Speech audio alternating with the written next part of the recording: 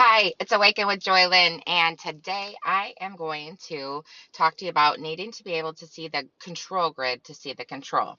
When I was in nursing, I did not know what I was even doing. Like most of us are just doing what we're told. We go to college, we learn what we're supposed to do, and then we get out and we don't even see that we were just trained to be worker bees for the systems, right? We have no control. We have no idea. We're just doing it. So when I woke up and I was able to see the control grid and said, I seen and get a good look at how things were functioning from a higher perspective, I'm like, oh shit. Then you can start seeing the control.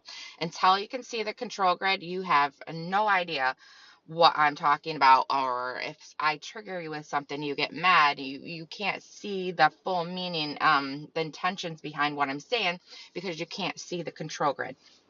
Um, I had that one kid that was fighting with me about the LGBTQ stuff, and he's like, I have had 100, classes on, gender studies and all this stuff, and I've had so much information put at me, and I know what I'm talking about. And I'm like, no, that means you've been indoctrinated so deeply that you're going to have a really, really, really hard time understanding what I'm saying now, because they start it from kindergarten in public schools. They start teaching us, our kids, how to divide. I mean, look at the testing stuff they're doing. What a better way to get kids to think they're different or not as smart, or, I'm not as good as they are. Like, that whole grading system sucks, so right from as soon as they get into school, they start to indoctrinate our children to cause separation and division. If you really study that, you will see it. But if you're not really ready to see the control grid, you're not going to see it. So you have to see the control grid to see the control. So, like I was saying, in nursing, I did not see anything. I thought I was just doing all the good things and all, I was helping, right?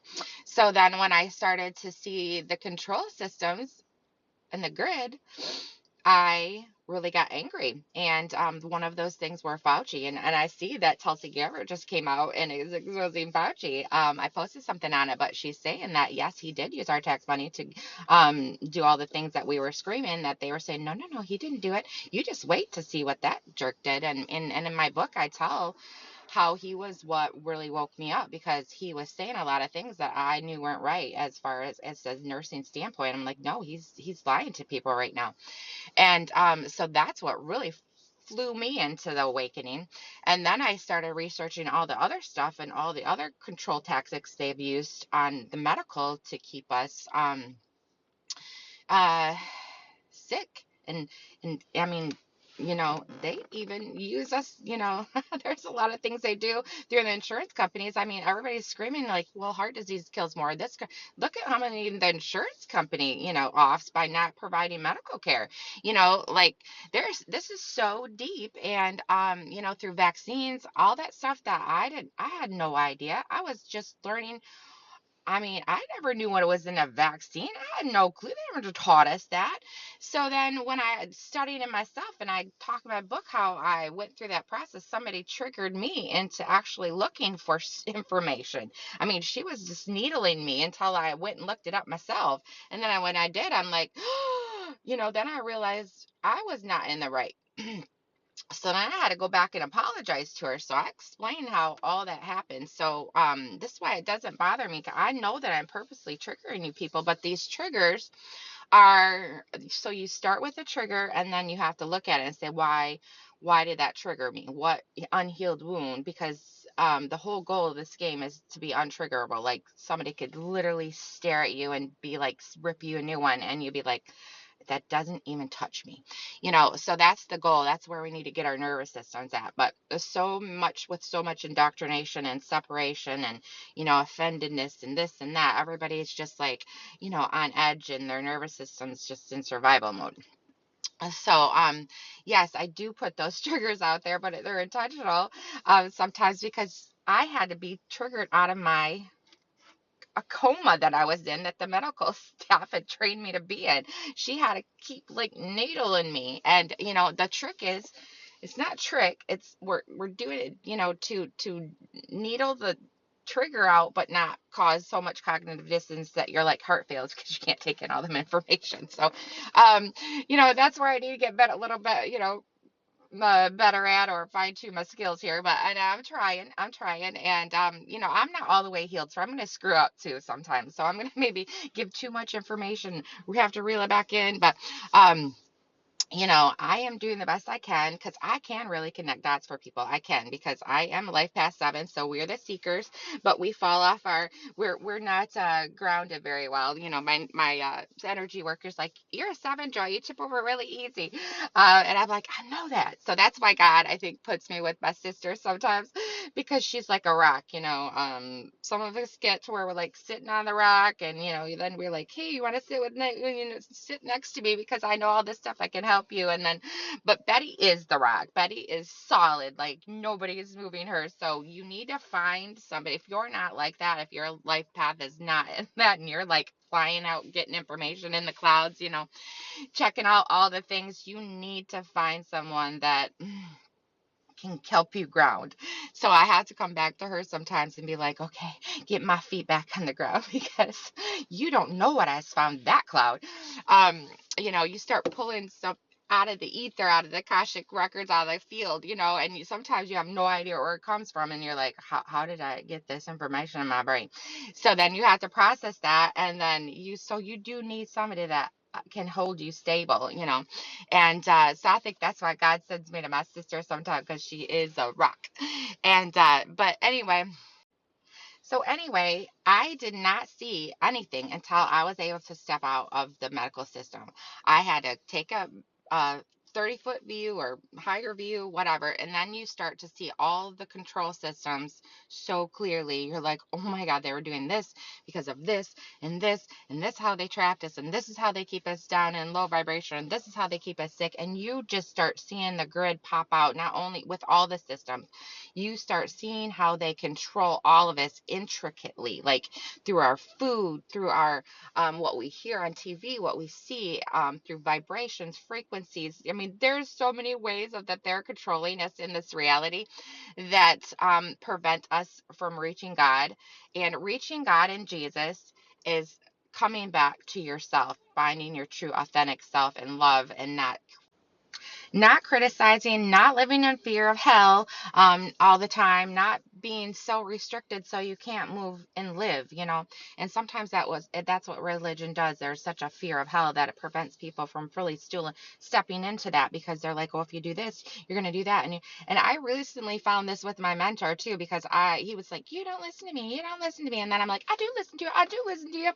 And then it got to where I listened to him so much that I was like hanging on. I needed validation for everything that I did. And I couldn't step into my true self, because I was like, "Well, he's not mad." And then is that, so I had a little, but something pissed me off, and I'm like, "Screw you." And I'm not sure what the test was there. I'm still trying to see if I failed that test or if I passed it. But anyway, I got mad. I'm like, "Screw you. I'm going to say what I want." And then I'm like, "Oh, okay." That launched me into being able to talk more freely, and not be so concerned about what he was saying. And this, you have such masters out here at this this guy game, that they're peeling the layers back on you so hard, and you're like, dang. And then when you see it, you're like, "That helped me, that didn't hurt me, that helped me." So then you're like, "Cool, I think I might have passed that, not sure, but I think I did." So anyway, but it is when you're so controlled by all these rules, like the religion. You don't do this, or you're going to sin, and you don't do that. You know what I mean? There is good things to these rules, but when they put so much control over you, it's like you can't even live. It's like you're scared to even breathe, to live, to step into your full purpose. So being like Jesus within means you heal your wounds, you step into, and for a lot of us, we don't even remember what our truth self is, because they start this from such a young age. They take that away from us in school. So so anyway, They do. And so a lot of us don't even remember what our true selves are. We have to really dig deep to find that little girl, that childlike wonder that like dreams and thinks of unicorns and rainbows and all the possibilities, because we think that way until, and my sister told me one time, she's like, we don't need kids don't even know they're sinners until we tell them they're sinners. And I'm like, that's so messed up. But what if we like put the emphasis on you're a child of God? You're not just a sinner. You're a child of freaking God with light in you that is more powerful than any AI out there. If we talk to our kids like that, and that's what my friend does. He goes around telling people that all day, kids, widows, husbands, like veterans, like he does. So, you speak life into people instead of saying you're a sinner. Like I was writing that, I was reading my religious trauma book to my sister, and it's really got some good information in there. And I was like, isn't it weird that people, I mean, did Jesus ever sit down with a sinner and tell him, like, you know what, because you smoke this marijuana, you are going to go to hell, you crazy sinner? Like, I don't think that he did that. I don't think I read anywhere in that Bible that he sat down with a sinner and specifically told them that they were going to hell. What I did read was that they were telling the religious leaders that they were going to hell for treating the sinner like that. So that's what I did read. So I'm so confused on why the pastors do sit and cram so much down our throat about being a sinner. Especially, it's like, okay, when you realize what the lake of fire is, you're like, fine, Karen, throw me in the lake of fire. Because you know what? I'm going to come out so powerful, you are not going to know what to do with me. I get cracked up because I'm like, these little Pentecostal ladies, they're like laying hands and they're talking in tongues and they're like, do you have the Holy Ghost yet, Joy? And I'm like, you have no idea. Get so hot sometimes I have to go jump in a lake. I mean, but that's just how you get when you get that Holy Ghost fire, and nobody's burning it out. Nobody's gonna dim your light. Nobody's gonna take that out of you. You're like, you understand what this whole game is about. This whole game is to throw us into a lower reality, and then you got to find your way back to God. It's actually, I call it a God game because it literally is. He lets us have free reign here to, free will. Go do your, and then we mess it up, and then, they have to like shake the board game and clear the board sometimes. So, and start over, or start rebuilding. And then when you realize, you go down the mud flood and all the, the buildings that were actually here before, and they're founded, which means we found them. So you're like, oh shit. So anyway, when you start seeing the control grid and seeing what this reality is, then you're like, you don't fall for this anymore. You don't fall for any division tactics. All the labels are stupid. All the groups. I mean, he was telling me, the kid that I was arguing with about the LGBTQ stuff. Um, he's like, well, that would be like you saying that you don't like Black Pride Month either. I'm like, no, I don't like that one either. I don't like any of them. I don't like any of them that causes division or try to, or Black History Month, not Pride Month, whatever. I don't like any of them. Just because, like, no confident Black person is going to say, I need a month so I can cram it down your throat that I was a slave. Like, no, they're not going to. They're going to be like, I already know who I am. I'm walking into my true, authentic self. I don't need to sit here and tell you division tactics that, you know what? I'm going to say all of our history was a lie, especially when you can see the control grid. Then you see, like, I mean, the Titanic, that was a lie. The 9/11 is a lie.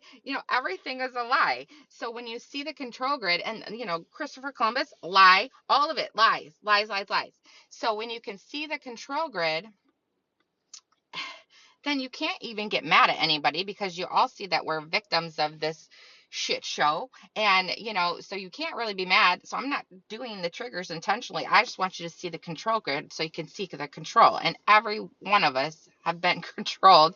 So it's nothing to be embarrassed at. It's nothing about being duped more than the other. We've all been duped, like really bad, but some of us are waking up a little at a time. And then when we do, it's our job. We realize now that it's our job to come in here and say, hey, I need to help you wake up, because when and they say you can't wake any more up. So now it's just like connecting dots, because we're coming to the end of this. I hope, I believe. Good Lord. I know that I am triggering people, and I know I can't just beat around the bush on things. My personality, I'm like, just throw it out there. You throw it out on the table and you see where the chips land, and you hope, no, none of them fall off. You're like kind of, doing one of these things to keep the chips on the table.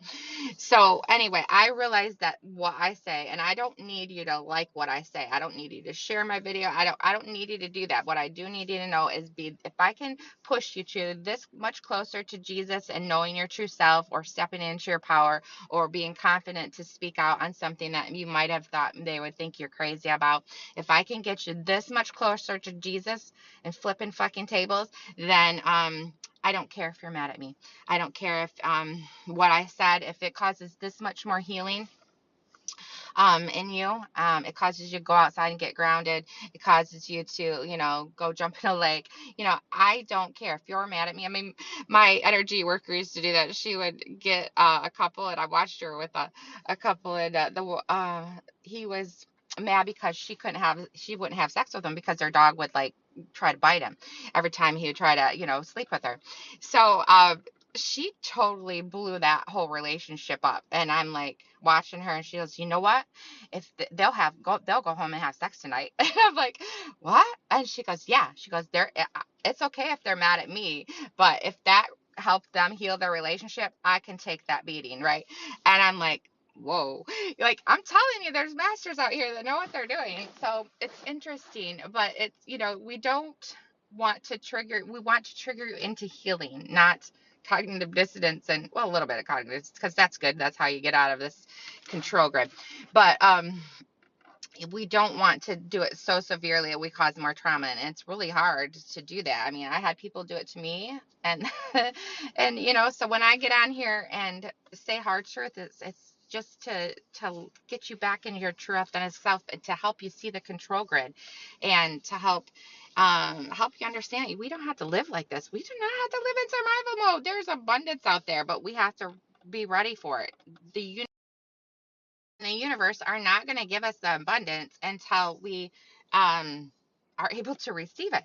I mean, you know, many of us will be like, no, that's not right. Our matrix told us that we have to go through this process to be able to receive abundance and glory and all the fun things. And our brains, that's Stockholm syndrome. We're like, no, this is safe. This is so safe that we know how to work this reality. So anything that comes in that's weird, we're going to reject.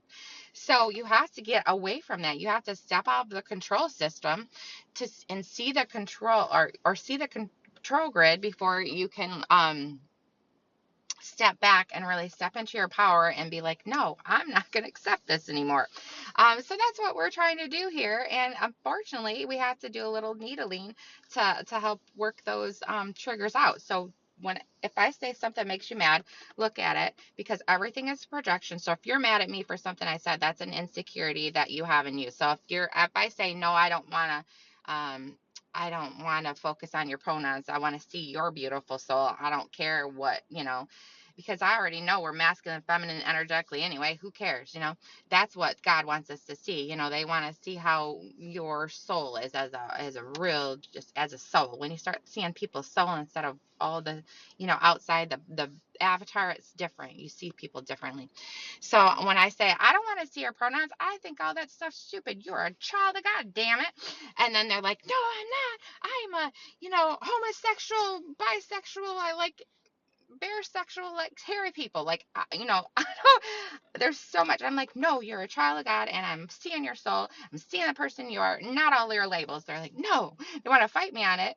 I'm like, okay, if that triggered them a little bit into healing, but that's showing their insecurities. If they weren't confident in the person they were, they wouldn't have to cram it down your throat.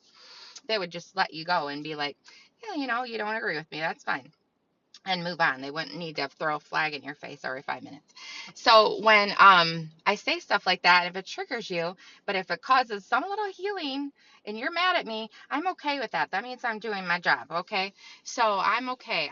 I've learned to have big shoulders for this. And so Yeah, I'm not going to be mad. I'm going to be like, oh, maybe they're a little closer to finding themselves. And then the fun thing is, when enough of us find ourselves in Jesus and Christ, remember who we are, then that's going to project into the world, and then the world is going to heal. Then God is going to heal our world through us. And it's going to be so amazing. But we have to get enough people to be in their a true, authentic, goofy, fun, weirdo selves to and see that to be able to project that into the outer reality. So we have to fix the inner first. That's why that um, community, or the spiritual community screams that you have to fix inside first. And the religion does not teach you to take care of yourself at all. They keep you busy focusing on serving others and everything outside you, which you need to serve others. But if you're not healed, that's why they say, love thy neighbor as yourself. But they have, in this reality, we have created a whole shit ton of people that don't even love themselves. So how can you love your neighbor if you don't love yourself? So that's why you have to heal within first, and then that projects out into the world. So finding Jesus within means healing your traumas, healing those, taking those triggers, evaluating them, looking at them, healing those issues you have, because like I said, untriggerable with the relaxed nervous system is where we want to be in this game, because then you can think better. Then you can think your way out of scenarios. Like right now, we're just in survival mode, so we don't see. And this comes back to that movie Limitless. Like when he took that pill, he could see his way out of any situation. Lucy too. They could see because their nervous system was able to relax long enough to let the downloads come in and see your way out of a situation. Just think about if you're in an accident or whatever. Like when you're in such an anxious state, you can't think clearly. But then somebody comes along and they're like still as can be, and then they can help you work your way out of that because of their nervous system has relaxed enough to see a way out of the situation, right? So that's the balance of female and masculine energies. Get your nervous system balanced, and then we can start seeing a way out of this mess that we've created for ourselves. So that's what the inner Jesus means, to find yourself within, Jesus within, but then it projects into the outer, and then we start healing our land, and a good father is going to teach his kids lessons. And I was reading my religious trauma book, and I'm like, oh, this makes so much sense, because if you think of God as a father, I started relating him just like as a most of us don't even know what having a father in the home looks like anymore, though, because everything has been so jacked up in this reality. So when you say that, some people probably can't even relate to me, just because nobody knows what to even how to even have a father, what it's even like to have a good, protective, and nurturing father in the home. But if you can imagine that, having a well balanced male figure that is protecting and nurturing, I mean, you're going to go to him and be like, Dad, I need you help with this. He's not going to ever say, don't question me. And the religion teaches you that God, just obey God and whatever. But they don't understand that the control system of religion, half of the stuff they're trying to get you to obey is the Christian, or is the religious control system. It's not really God. So, because God, if you look at him as a father and you say, God, I don't understand this completely. You please show me, because I don't understand, and it's not making sense, and I don't understand it. He's going to show you, he's going to tell you. Now, if you don't obey that rule, and then you come back and this is what it means to be, they say God fearing, but really to me, it's just a respect. You're not going to you're going to fear. I hate that, because that's not what you're going to want to respect God, your father, enough to like listen to him and learn the lesson and see what he has to show you, right? And then when we come and we mess it all up, then he's going to be like, see, sit in your mess. Now, how are you going to get out of it? He's going to help you out of it, but he's going to throw some hard lessons at you and be like, you got to at least try to get out of this before I help you get out of the way. So if we're just sitting in the church praying while homeless people are on the streets, and that's another thing I was writing about. And I'm like, how did we get to where we think it's okay to sit in a church building and pray for the people that are out in the streets instead of just going out and helping them? doesn't make sense. Like how easy would it be for all the churches to get together in town and be like, hey, we're getting these, homeless people off the streets. But then the control system, then they're like, well, then they stay in victim mode. Yeah, because you know how much, if they lose a driver's license, just the red tape to get a new driver's license and get them back into the system of or if they've got bad credit, or all of these systems that have us under control, that one little mistake can ruin your absolute life. That's what I couldn't even get a lady a hotel room in Phoenix. I had to take her there because they wanted to see her face. I couldn't even use my credit card. I mean, I did talk the one lady into everything had to be on mine. Like, I knew that I was taking a real chance here, but I couldn't just give her cash to go get a hotel room anymore. I had to give her a credit card.